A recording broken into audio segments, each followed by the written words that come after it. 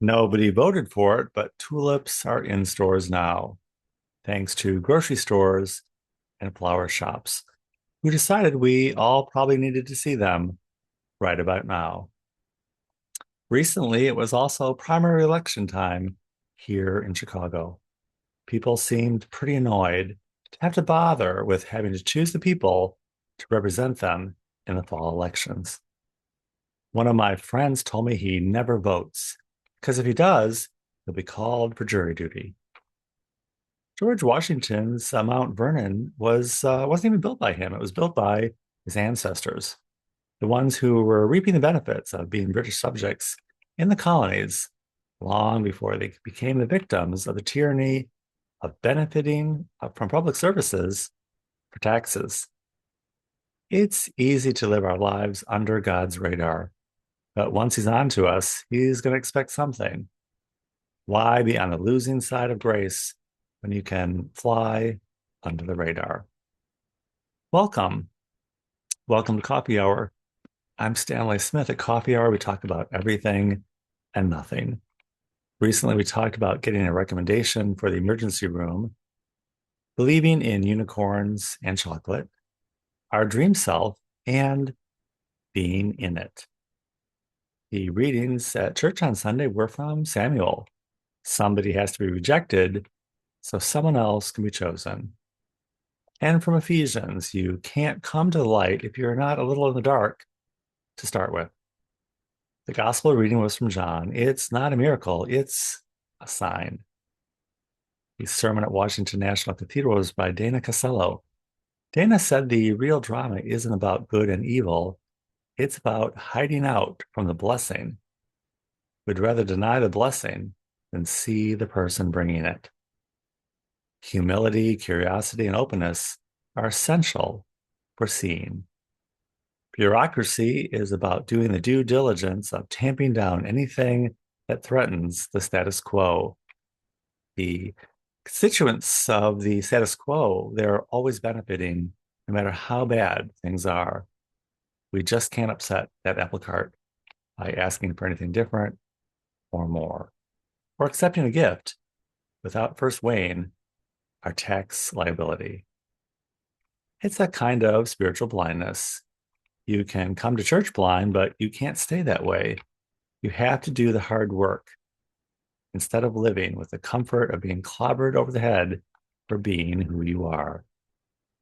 Giving up the way we see ourselves, the way we see others, and actually being who we are.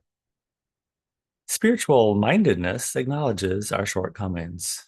We're too busy seeing what we want to see. If we believe we're spiritually correct, then we're mistaken. And if we acknowledge our shortcomings, we're saved. The sermon at St. James was by Lisa Hackney James.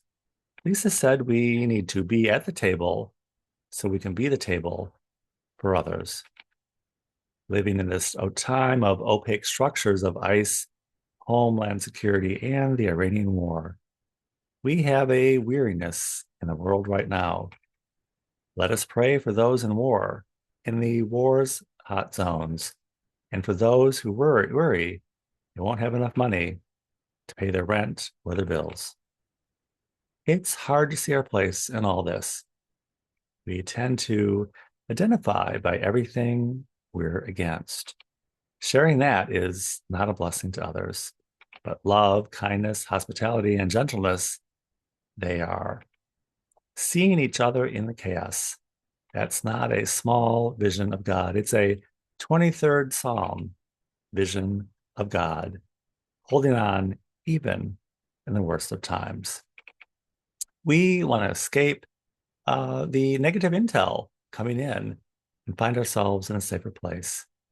That doesn't always happen. Sometimes we have to be just where we are in the place with God with us, even when the chips are down. God is our perversely joyful host. We'd rather cast out the healed and the whole if it conflicts with our view of God. We say we have no sin, but we're so afraid we're going to have to share it with others. We'd rather have nothing. We don't want peace if it comes from President Trump. If we can accept the blessing from no matter who it's coming from, then the world will be a truly better place. I had a dream recently that I was at a family gathering with another family at Christmas time. It was going really well till the topic of President Trump came up, followed by the pandemic and then the vaccine. One moment it was going really well, and the next it all went south. I'm kind of counting on the most immoral and ungodly person on the planet to save us. The only gift acceptable to the Lord is a contrite heart, and not believing in God is about as contrite as it can get. Election season is over for the moment. Time to regroup and strategize what's next. Running on making the world a better place or getting rid of the people we don't like. There's a security and comfort of knowing that and being and seeing ourselves as being spiritually correct.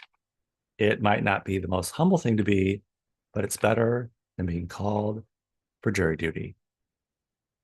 If you would like to join us at coffee hour, I will include my email in the description of this video. Be happy to send you an invitation. And I look forward to seeing you very, very soon.